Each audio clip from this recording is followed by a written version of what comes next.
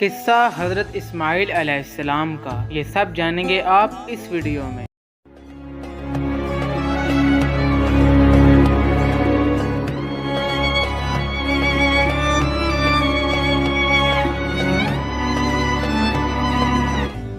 بسم اللہ الرحمن الرحیم۔ السلام علیکم تمام معزز ویورز کو ایکسپلور اسلام میں خوش آمدید۔ میں ہوں آپ کا دوست ثاقب الرحمان اور آپ دیکھ رہے ہیں ایکسپلور اسلام یوٹیوب چینل۔ جب حضرت ابراہیم علیہ السلام نے حضرت ہاجرہ سے نکاح فرما لیا اور ان کے ہاں ایک بیٹے حضرت اسماعیل علیہ السلام پیدا ہوئے، لہٰذا حضرت ابراہیم علیہ السلام کی زندگی کے چمن میں بہار آ گئی اور ان کی آنکھیں بیٹے کے وجود سے ٹھنڈی ہو گئیں، اور حضرت سارہ بھی حضرت ابراہیم علیہ السلام کی خوشیوں میں برابر کی شریک ہو گئیں، اور کچھ دنوں بعد آپ نہایت مضطرب رہنے لگیں،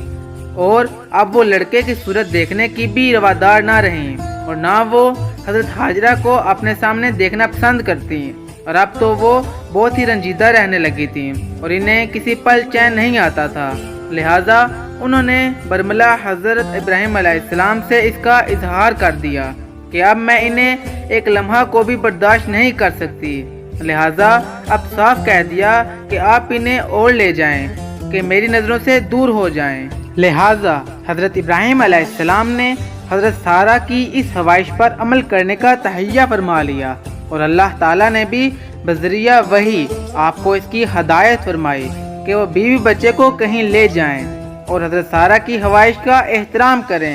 اس لیے آپ نے سفر کی تیاری فرمائی اور اپنے بیوی اور بچے کو ساتھ لے کر چل کھڑے ہوئے، اور ہدایت الہی آپ کے شامل حال تھی، اور اللہ تعالیٰ کے بھروسے پر آپ چلتے رہے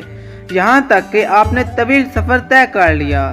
آپ وہاں آ کر ٹھہرے جہاں پر آج بیت اللہ شریف ہے، اور اس چٹیل اور وسیع میدان میں آ کر آپ نے اپنی بیوی اور بیٹے کو ٹھہرا دیا، اور اسی بے سر و سامان وادی میں اور بے آب و گیا صحرا میں انہیں اللہ تعالیٰ کے بھروسے پر چھوڑ دیا، اور دونوں کمزور بے بس جانیں رب کریم کے حوالے کر دیں، اور کھانے کا ایک تھیلا اور پانی کا ایک مشکنزہ ان کو دے دیا،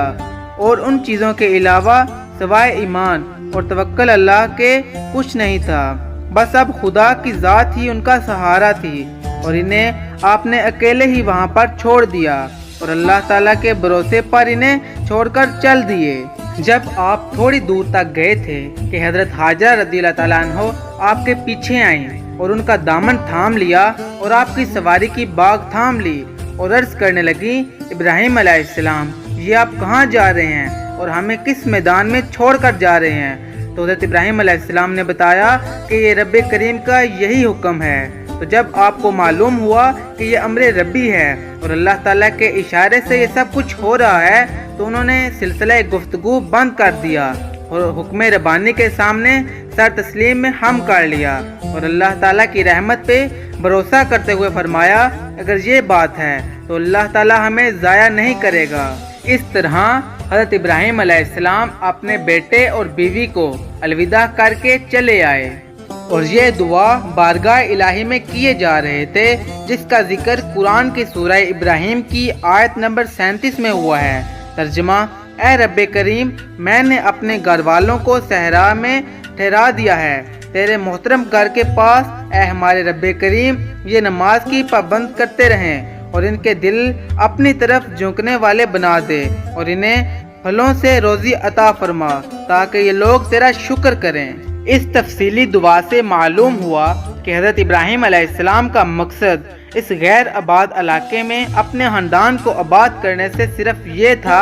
کہ اس جگہ کو مرکز بنا کر پوری دنیا میں اللہ تعالیٰ کا پیغام پہنچایا جائے۔ چنانچہ یہیں پر حضرت ابراہیم علیہ السلام کو فریضہ حج ادا کرنے کا فرمایا گیا۔ حضرت ابراہیم علیہ السلام کی آزمائش یہیں پر ختم نہیں ہو جاتی ہے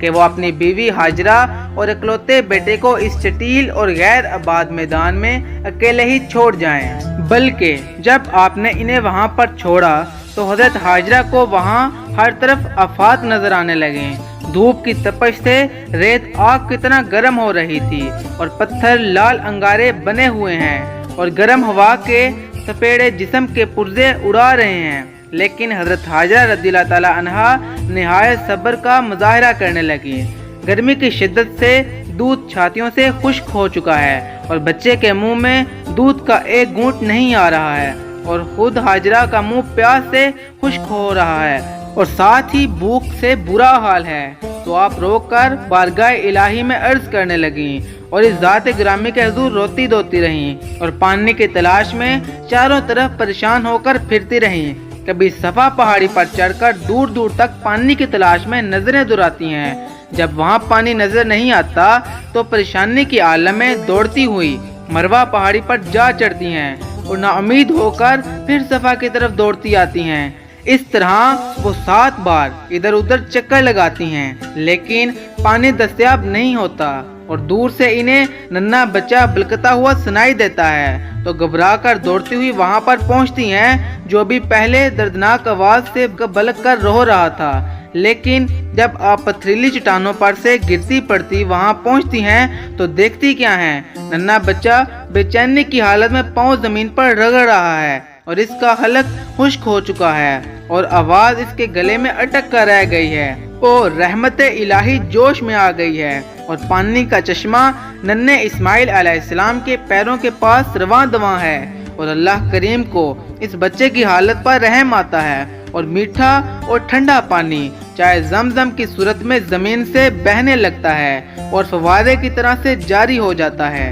قبیلہ جرہم کی وہاں پر آمد، یہ سب جانیں گے آپ اگلی ویڈیو میں۔ تب تک کے لیے اللہ حافظ۔